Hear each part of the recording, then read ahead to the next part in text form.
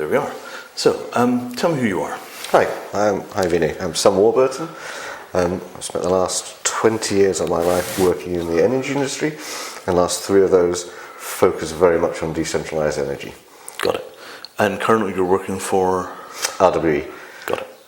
I'm Vinny Gupta from Consensus Systems, and we're going to have a little chat about decentralized energy and blockchains.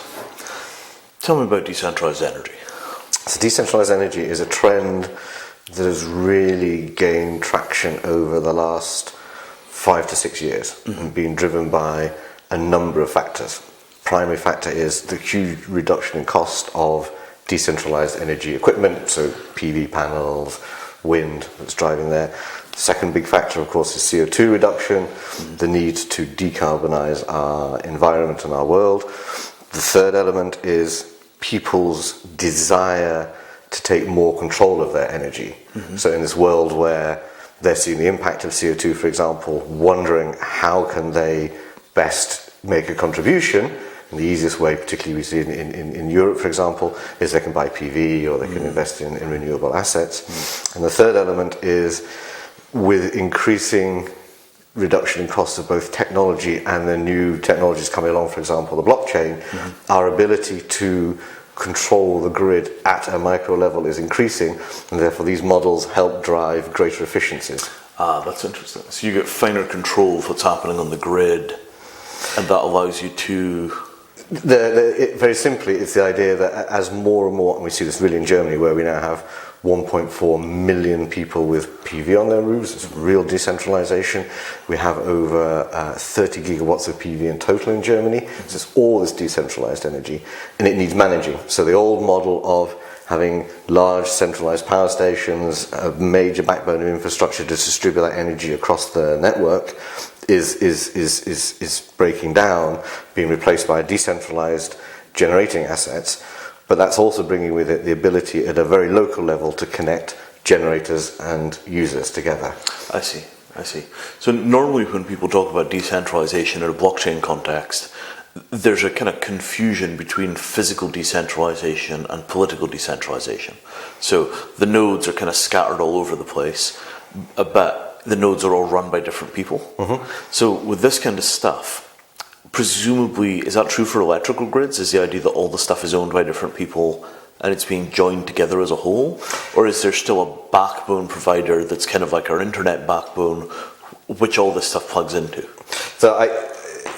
That's a very, very good model. So I would still see the need for infrastructure backbone providers. So these are the grid companies that essentially connect all of these assets together. But your point is absolutely correct.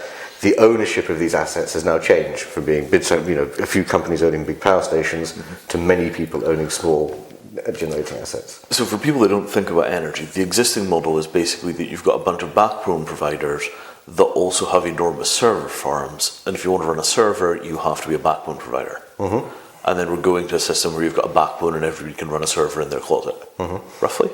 In the energy world, in a similar sense, So of course in the energy world, depending where you are, so in Europe we now have a fully open market. Therefore they have tried to separate, there is a separation between the backbone providers, the wires, and the generators who should sell energy into a wholesale open market. Got it. So there is a separation there. Okay, so that separation first happens at a political level or at a technical level, but you wind up with this thing which just lets people run from their home generation capacity in the same way that people can run servers off their fiber lines. Yeah, absolutely. Got it. So that coming from a kind of tech position doesn't sound particularly radical. But electricity for 100 years has been locked into this model where you've got enormous factories that produce electricity, nationalised providers, all the rest of this kind of stuff. So in energy, this is a really radical transition. Yeah, I would agree. Yeah, absolutely. And it's building on all these sort of driving factors of people wanting to take control, but also beginning to look out in the future, because as we decarbonise, e-mobility becomes a much more prevalent technology for transportation. Yeah, and by e-mobility we mean basically Teslas. Teslas or anybody else has got an e-vehicle. The ultimate expression of that is you have an e-car or a Tesla. You have PV on your roof. You have a battery on your or your car is your mobile battery. So you're charging your own vehicle. Yeah.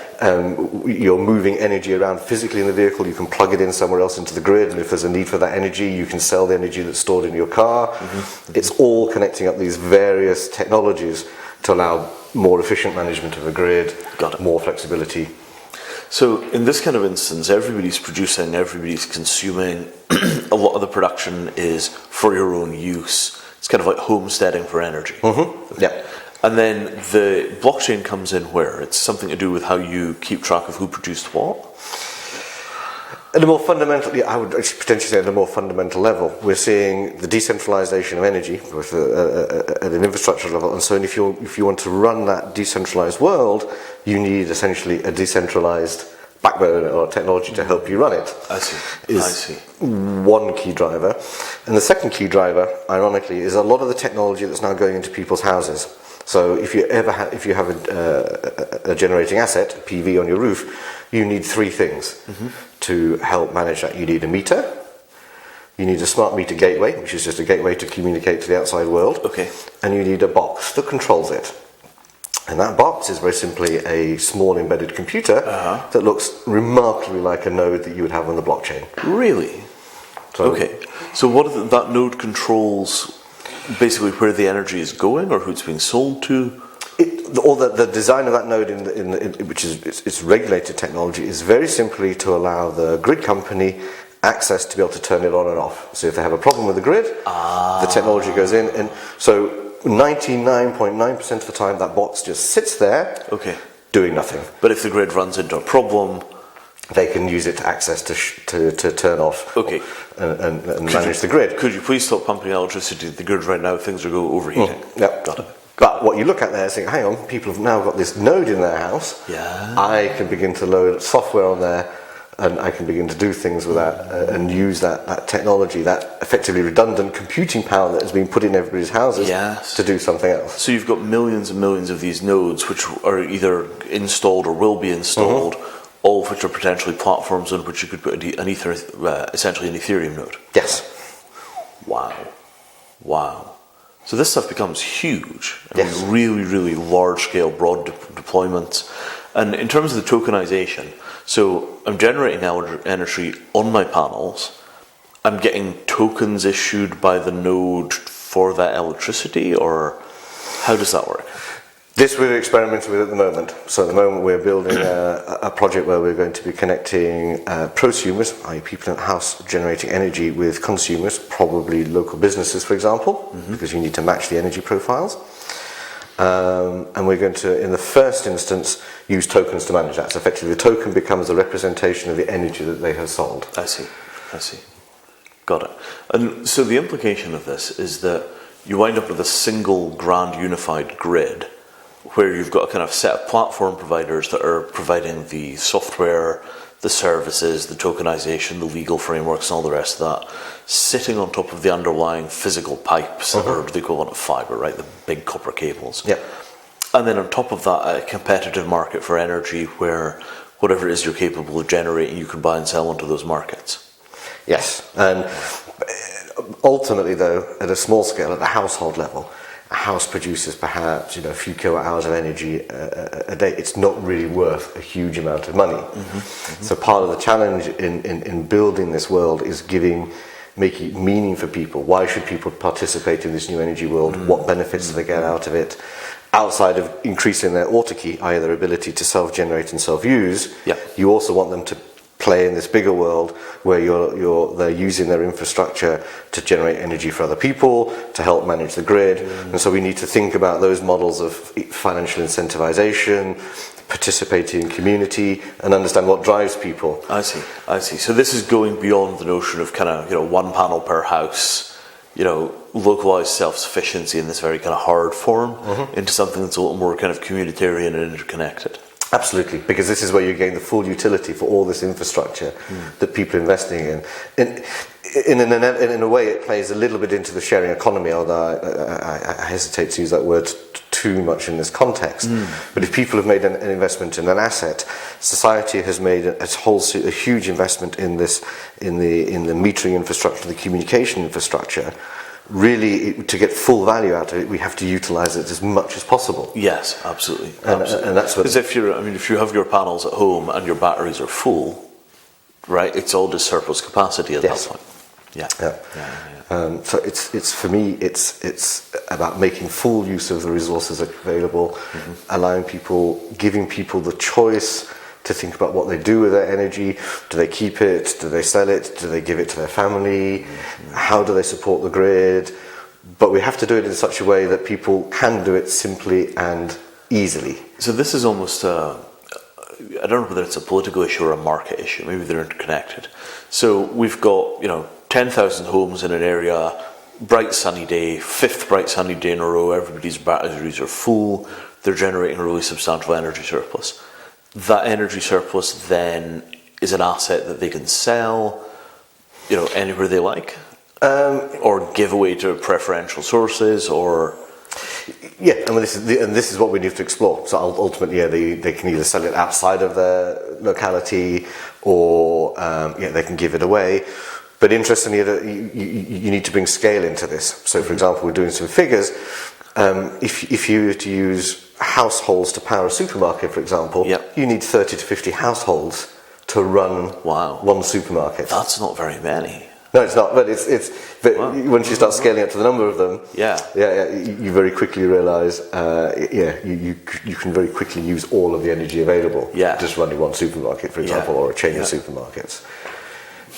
But that's interesting, because 30 to 50 households is, that's within half a kilometre of the supermarket, right? It's super localised production. And then the accounting for that is basically that the supermarket, people bill the supermarket for the energy they give it. That comes back as a discount at the counter. Yeah, it could, and these are the models that we need to start to explore, because you start to power the supermarket. The supermarket is fundamentally grounded in the locality, buying the energy from the people who are also its customers, and then the supermarket has the ability to think, well, we can either pay you in euros, we can pay you in vouchers, you can participate in special offers. The options start to become limitless. That's fantastic. This sounds almost like the beginning of a resource-based economy kind of model. So what does this look like, in the future? And I don't know, how far is the future at? How long do you think this stuff becomes fully embedded? 10 years? 5 years? Utilities don't move very fast. Yeah, the question is not whether how fast utilities move, the question is how fast people want to move, and society who's going to push because them. It's individual buy-in, one per roof. Yeah, for example. And we've seen, Germany has gone, if we take Germany for example, in 2000 and from 2010 onwards, Germany was adding 5 gigawatts of solar per year. That's quite a bit of solar. Very, very quickly, which is now we get to 30 gigawatts. And this was a sudden change. And this can happen, I think, I see some really fundamental changes in the next 5 to 10 years. I see these decentralization models getting real traction very, very quickly, because once they start, they just scale very quickly. Yeah, because it's one pallet at a time. Yeah. It comes off the truck, gets bolted to the roof, another node added. Yeah. You don't have these kind of diseconomies of scale where you've got to do political coordination around, say, building a nuclear plant. Absolutely. And if you can imagine a world where people start to install PV on their roof, they get the smart meter, they get the node put in their house, and the node comes preloaded with the Ethereum node. You can then give the people the necessary access they need, their wallets and everything else, so that they can then begin to transact with that technology. Yeah.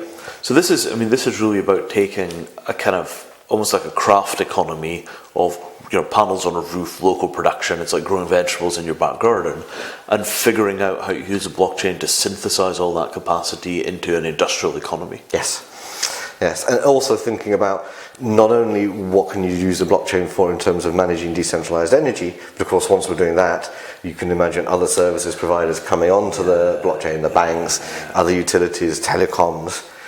So for me, that's again another of the accelerators. Wow. So, Okay, that's absolutely fantastic. That's really interesting. And so if we go forward, say, 10 years, 15, 20, if we go to the point where this stuff is fully embedded in the society, what do you think changes? Like, how does quality of life or pattern of life, habit of life alter in an environment where this is just the default method of doing energy? I think you see a world where people are more connected to their energy, because at the moment energy is for most people fundamentally dull and boring. Yeah. I mean, we make it as invisible as we can, right? I mean, these things are not designed to stand out.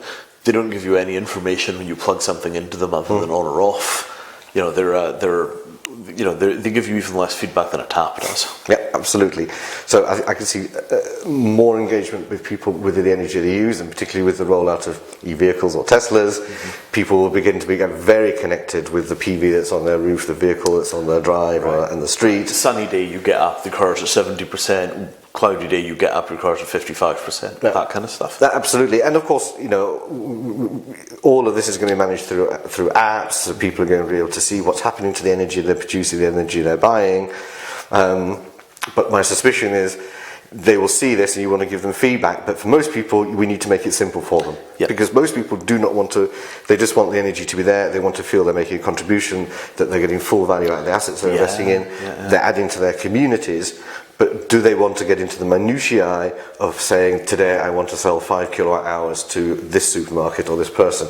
That is, I suspect this is not a world we will see. Right. So, because, you might get the people that are the equivalent of energy day traders who sit there kind of optimizing their transactions, making an extra 5 cents a day. Yep. But for most people, that's not enough really to act. Yeah. So we need to meet I see a world where they're getting their needs met in terms of their energy, they're understanding how they're impacting the environment, how they're contributing to solving the CO2 problems, how they're supporting their communities, but also they're just living their lives day to day. So you really want to, like all technology, it has to help people and it has to be simple. Yeah. That makes perfect sense. I mean, the sort of notion that for most people the system stays basically on automatic. So you build this new kind of infrastructure, the whole thing runs in a different way, it's more efficient. Yeah. But for most people, they don't really see that as a daily part of their life in a way that interferes with their ordinary operations. Makes a bunch of sense. It reminds me a bit of, what do they call it, quantified self. Okay. This notion that you wear your little Fitbit or whatever it is, and you make your way through the day and it constantly gives you some model of whether you're moving enough and whether you've met your exercise goals and all the rest of that. But it just exists as a very small thing at the edge of your awareness that just subtly changes your behaviour. Sort of like that for energy? Yeah, absolutely. So I think it's about giving people very simple signals. So if you turn your thermostat down, you're going to save this amount of energy, or because there's a need for energy at the moment, you will make a little bit more money. In 10 years, I see potentially, where do energy companies come into all this? What do people do? We may not be selling electrons, we may be selling comfort. So what people say is, they define a series of boundary conditions for their life. They say, I would like my house to be maintained at 18, 19 degrees centigrade. I need to have my washing machines and fridge vehicle available at this times. But outside of those boundaries, you can optimize that system as much as possible, and here are the parameters. I want you to optimize for green, I want you to optimize for making money, I want you to optimize for the local community. So they set a very simple set of parameters that meets their requirements, what they feel they want to do, and then the system itself then just optimizes around that. Got it. So they basically input their values and it abstracts from their values to actual energy behaviours. Yes. That's fascinating. And then that's how we then we use the assets to deliver that for them and deliver that for everybody else. Because the simplest signal you can have, for me, is even, for example, having on a wall a green light and a red light. A green light saying now energy is cheap or now energy is expensive. Because the more complex you make it, and we live in a world where people cannot necessarily decide, okay, I will turn my washing machine on now, or I won't turn my washing machine on now. That's all driven by what they've got to do. Right. Kid has just, spilled a jug of milk all over everything. Right, washing machine, I've got to do this now. It doesn't matter what the energy price is. And so so people need, so you can tell them and then they can make the decision, do I do it now or don't I do it now? And that's, you give them that choice. And that behaviour over a society optimises the use so that you can cut the sort of cost and expense of providing energy for everybody, right? Yes. So if at peak times everybody uses a little bit less, the whole thing functions much better. Indeed, and we see this. I think the primary example, a really good example of this, is Egg in Scotland. They've now built out, 10, 15 years ago, all their energy came from diesel generators. They were loud, polluting, and Egg has now got a completely community-funded series of renewable projects. So they have wind, they have PV. Wow. And this all works. Actually community funded. Yeah, and they've built this all together. But there are consequences to that. So at certain times of the day, they know that it's not possible for every household to turn on 3 or 4 devices. Yeah. But because everybody's acting in the community, they've invested in the assets, they know, okay, at the moment, I can't have my kettle on and my iron on, or my iron and my washing machine on, and they just adapt their behaviour accordingly. I see. But of course, people have accepted this, what you might consider as being a limitation of their freedom, because it's part of a wider thing that they're involved with. Yeah. And as a society, they've made that commitment, and a group, they've made that commitment. So the whole thing sort of like that, but at a global level.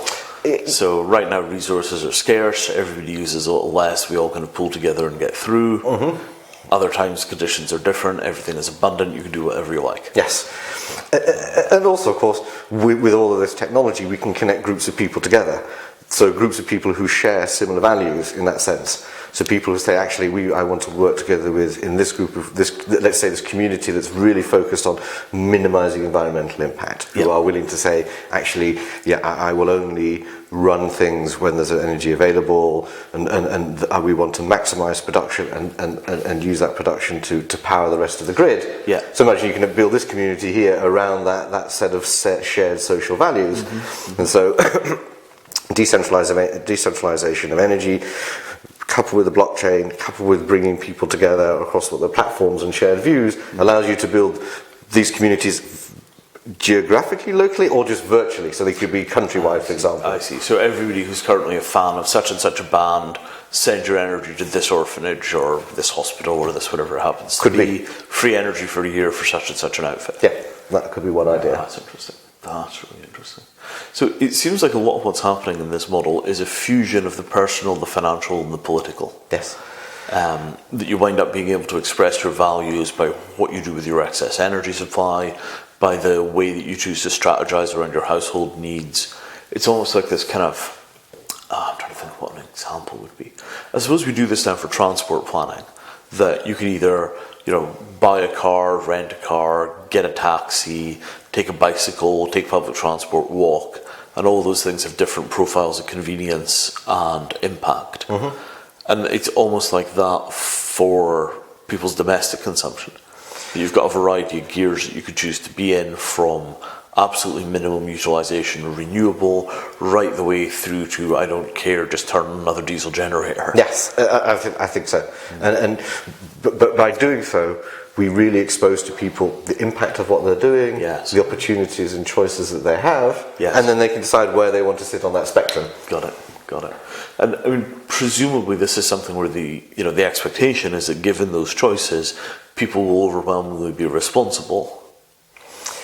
Yes, and I profoundly believe that, and I would take as a real example of that what's happened here in Germany with the Energiewende. This was a country-wide agreement that Germany was going to invest huge amounts of money in decarbonising, which is why we now have, on the sunny days in August, the weekend, days when Germany is 100% renewable powered. Yes. Okay? Which is just amazing. It is absolutely amazing, and 10 years ago nobody would have predicted it, and yet here we are, one of the most energy intensive economies in the world is some days 100% renewable powered. And the society itself made the decision to do this and said we were going to make this investment. And so taking that as a starting point, I do not see why that cannot be replicated elsewhere. Yeah, absolutely. And it's easier now than it was for the Germans 10 years ago because the technology is so much better. Yeah, and the benefit the rest of the world gets, quite honestly, of course, is now that Germany's invested so much money in all this technology, the cost of that technology has just collapsed. So the rest of the world can now get very, very cheap solar panels because Germany's fundamentally borne the brunt of increasing the supply and therefore reducing the cost. Pushed through the cost barrier. And now it sounds like the same thing is happening again with this kind of blockchain-based approach to renewables. Yeah, interesting. I think this is how we drive this forward. So I'm thinking, Sweden is largely renewable from hydro. I think there's another country somewhere in South America, I want to say Honduras, but it's not Honduras, that's more or less self-sufficient on hydro. There are a number of countries. So Norway is almost hydro, is almost is 100% self-sufficient on hydro. Yeah. 4 million people, a lot of water. And there are one or two other countries around the world who are obviously beginning to move this way. Yeah. The greatest potential. Ecuador. It's Ecuador. Yeah. And I just see this growing out because the question that we now face is, 2 or 3 years ago, it was one of, so building a coal-fired power station or oil-fired power station was the cheapest available technology. Yes. The cheapest available technology is now going to be potentially solar panels, wind farms get cheaper and cheaper, and therefore the choices that were made 10 years ago are not going to be made now. People are now going to say, okay, I want to power my country with solar, and then I need to work out, okay, what do I do when there is no solar there? I need to have something there to manage that. Yeah, this is the backup thing. Yeah. But if you've got enough power stored in the batteries of electrical vehicles, then one of the models that they had at Rocky Mountain Institute was that you could basically use the electrical vehicles as the backup when the country was having a windy day. You just needed a bunch of additional capacity. While your car's at 80, you only need to be at 45 to make your regular journeys. Sell your battery capacity back into the grid. Yeah, and I see that. And as we get all this connected capacity, storage capacity, generating capacity, managing it at a micro level is going to be both the challenge and the opportunity. Yes, the whole thing reminds me of like avionics. Right now we've got this position where all the pieces are just connected, so you need massive overcapacity. But once you can coordinate it, you can make the thing as lightweight and as aerodynamic as possible, so you're just not carrying huge amounts of extra battery, extra power station, extra nuclear plants. Absolutely, and I think the other thing is, as this technology does advance, you have to be honest with people and say, if you invest in renewable technologies, it's then unfair to then simultaneously ask people to bear the cost of other inefficiencies in the system. So part of the efficiency for me is to making the system as inexpensive as possible. Yes. So you're not having to have huge overcapacity on the system, but letting people, and therefore you're just making the world more simple for people and cheaper, or not cheaper, but less expensive. And that's a key point with all of this. Right, that it actually brings your costs down. Yes. So you take on the additional burden of having this, kind of much more interactive response to your energy, but what it buys you is your energy costs come down substantially. Yeah. And that's really surprising, right? You hear about all this kind of adoption of new technology, and you think, well, that's going to cost a packet to implement. But if the actual impact is that you've substituted kind of intelligence in the system for bulk, then this seems like it's obviously a good move. Yeah, and certainly there are some key drivers for that at the moment, because given the state of the world economy, if you have some money and you say, well, what do I do with this money at the moment? I can either put it in the bank, or which is going to give you no return, or actually it's going to depreciate. Or then my other opportunity is, well, actually I can just put some PV on my roof and I can generate my own energy. That's, in terms of a motivation, is giving people a better rate of return than anything else they can currently do. And it's part of their own infrastructure, they can trust it.